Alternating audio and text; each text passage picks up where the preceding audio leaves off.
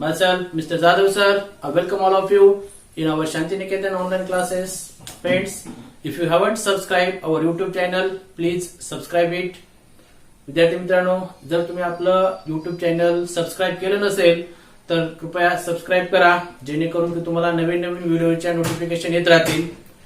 तर विद्यार्थी मित्रांनो, at the previous video we have learned the simple future tense, and now in this video we are going to learn future continuous tense.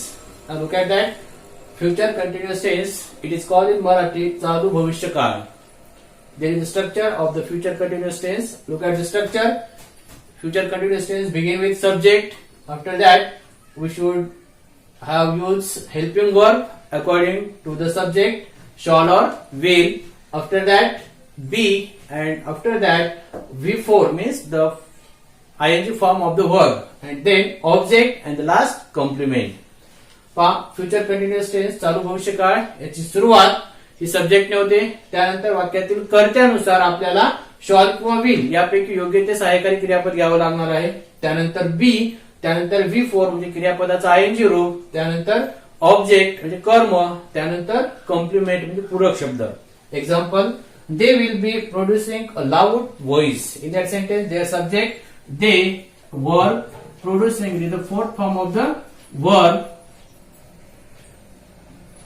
and there is the helping verb will and be. So there is subject after will be, after V4, after object. So in that sentence there is the tense future continuous tense. म्हणून ह्या वाक्यातला tense जो आहे तो future continuous tense आहे. पहा तिथे पहा they will be producing a loud voice. ते मोठा आवाज निर्माण करत असतील. म्हणजे याचा यूज कधी केला जातो पहा ह्या काळाचा. इथे दिले पहा यूज विशिष्ट भविष्यकालीन वेळेला एखादी क्रिया चालू असेल असे दर्शवण्यासाठी चालू भविष्यकाळाचा वापर केला जातो. म्हणजे एखादी क्रिया विशिष्ट भविष्यकालीन वेळेला चालू असेल, ती क्रिया त्या वेळेमध्ये चालू असेल असं जर आपल्याला सांगायचं असेल तर त्यावेळेस हा चालू भविष्यकाळ वापरला जातो. उदाहरणामध्ये आपण उन्हाळ्यामध्ये किंवा व्हॅकेशन मध्ये पिकनिकला जाणार आहोत असं आपल्याला म्हणायचंय, तर त्यावेळेस आपण उन्हाळ्यामध्ये पिकनिकला जात असाल म्हणजे त्यावेळेस ती क्रिया चालू असेल असं आपल्याला सांगायचं असेल तर त्यावेळेस या फ्युचर कंटिन्युअस टेन्सचा वापर केला जातो. इथे एक्झाम्पल दिले पहा, our college will be arranging computer program in next month. म्हणजे पुढच्या महिन्यामध्ये आपलं कॉलेज हे कम्प्युटर प्रोग्राम अरेंज करत असेल. कोणत्या महिन्यामध्ये? पुढील महिन्यामध्ये कम्प्युटर प्रोग्राम अरेंज करत असेल असं या ठिकाणी सांगितलेलं आहे. आणि त्याबरोबरच या वाक्यामध्ये our college it is the subject, त्यानंतर विल बी आलेला आहे, त्यानंतर arranging it is the fourth form of the verb, क्रियापदाचं चौथं रूप आलेलं आहे, आणि त्यानंतर computer program it is the object, and in the next month it is the compliment. म्हणजेच वाक्यात सब्जेक्ट नंतर विल बी आलेला आहे आणि विल बी नंतर क्रियापदाचं चौथं रूप आलेलं आहे, आणि त्याबरोबरच ती क्रिया भविष्यकाळात चालू असेल असं सांगितलं गेलेलं आहे. म्हणून त्या वाक्यातील काळ हा फ्युचर कंटिन्युअस टेन्स असतो. मग आता याच्यावर काही क्वेश्चन्स आपल्याला पाहिजेत. या टेन्सवर प्रश्न कसे विचारले जातात पहा. The queries begin to work with enthusiasm असं वाक्य दिलेलं आहे आणि कंसामध्ये सूचना दिलेली आहे, make it future continuous tense. म्हणजे या वाक्याचं फ्युचर कंटिन्युअस टेन्स मध्ये कन्वर्ट करा. मग कोणतेही वाक्य आपल्याला दुसऱ्या काळामध्ये कन्वर्ट करायचं असेल तर we must have to know the subject, verb and object of the given sentence. दिलेल्या वाक्याचं सब्जेक्ट कोणतं, वर्ब कोणतं आणि ऑब्जेक्ट कोणतं हे आपल्याला ओळखता आलं पाहिजे. आता पहा त्या वाक्यात the queries begin to work with enthusiasm. आता या ठिकाणी begin it is the second form of the verb. क्रियापदाचं दुसरं रूप आहे. पहिलं रूप येईल बिगिन, दुसरं बिगेन, आणि तिसरं येत आहे बिगन, आणि चौथा बिगिनिंग. अशा पद्धतीनं बिगेन हे क्रियापदाचं दुसरं रूप आलेलं आहे. आणि आपल्याला आता या ठिकाणी वाक्यातील सेकंड फॉर्म वर्ब समजलं बिगिन, बिगन, त्याचं पहिलं रूप येते बिगिन. बिगिन म्हणजे सुरुवात करणे, सुरुवात करण्याची क्रिया, म्हणजे तो क्रियादर्शक शब्द आहे. आणि त्या वाक्यातील त्या वर्बला हुने प्रश्न विचारा, कोणी सुरुवात केली? त्याचे उत्तर येईल ते Curies, Madame Curies and Marie Curies. त्यानंतर त्या वाक्यातील राहिलेला भाग कॉम्प्लिमेंट किंवा आपण ऑब्जेक्ट समजूया. मग आता आपल्याला वाक्यातील सब्जेक्ट समजलं, वर्ब समजलं किंवा कॉम्प्लिमेंट किंवा ऑब्जेक्ट समजलं, तर मग आता त्या वाक्याला आपल्याला फ्युचर कंटिन्युअस टेन्स मध्ये कन्वर्ट करायचं असेल तर आपल्याला फ्युचर कंटिन्युअस टेन्सचा फॉर्म्युला पाठ असायला पाहिजे. तर मग इथे दिलेला फॉर्म्युला पहा, subject plus shall or will plus be plus V4 plus O plus C. म्हणजे वाक्याची सुरुवात सब्जेक्टने करायची. सब्जेक्ट कोणता आहे? The queries.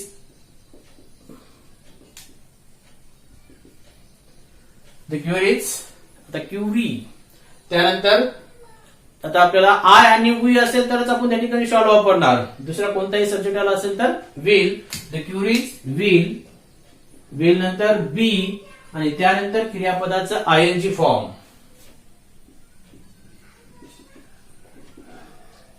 beginning to work with enthusiasm.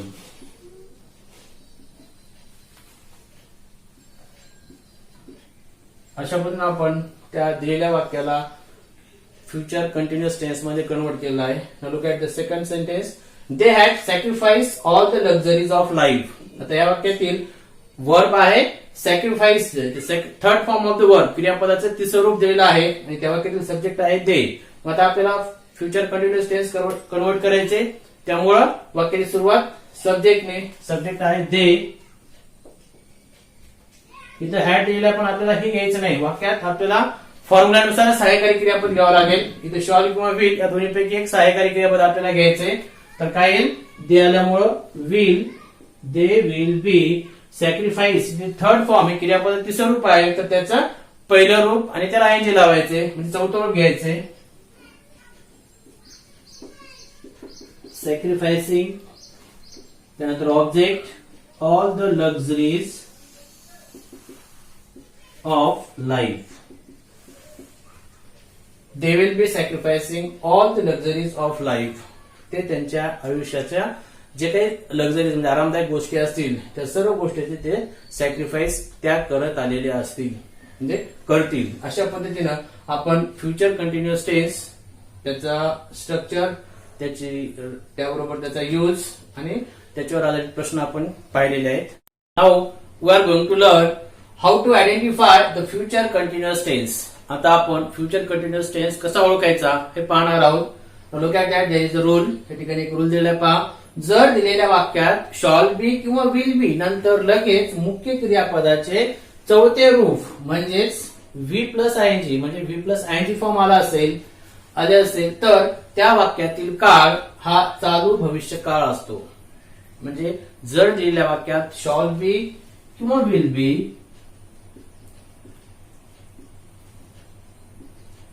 यानंतर लगेच V प्लस ING आला असेल तर त्या वाक्यातील काळ हा फ्युचर कंटिन्युअस टेन्स असतो.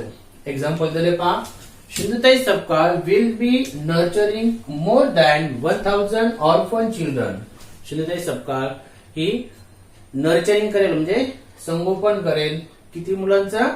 1000 पेक्षा जास्त ऑर्फन मुलांचं संगोपन करत असेल. भविष्य काळामध्ये ती घटना असेल. म्हणजेच त्या वाक्यामध्ये विल बी आलेला आहे आणि विल बी नंतर nurturing it is the fourth form of the verb, क्रियापदाचं चौथं रूप आलेलं आहे.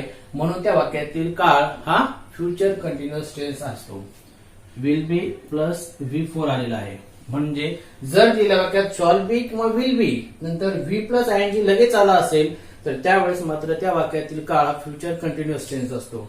तर मग अशा पद्धतीनं आपण फ्युचर कंटिन्युअस टेन्स, त्याची रचना, त्याचे यूज, त्याबरोबर त्याच्यावर आधारित प्रश्न आणि तो कसा ओळखायचा हे पाहिलेलं आहे. तर तुम्हाला या ठिकाणी होमवर्क दिलेला आहे. 2 वाक्य दिलेले आहेत जे की तुम्हाला प्रेझेंट टेन्सचे 4, पास्ट टेन्सचे 4 आणि फ्युचर टेन्सचे 2, सिंपल फ्युचर टेन्स आणि फ्युचर कंटिन्युअस टेन्स असं 10 काळामध्ये हे 2 वाक्य तुम्हाला कन्वर्ट करायचे. पाहिजे पहिलं वाक्य दिले, she resolutely clean the mess. त्यानंतर we generate our own environment.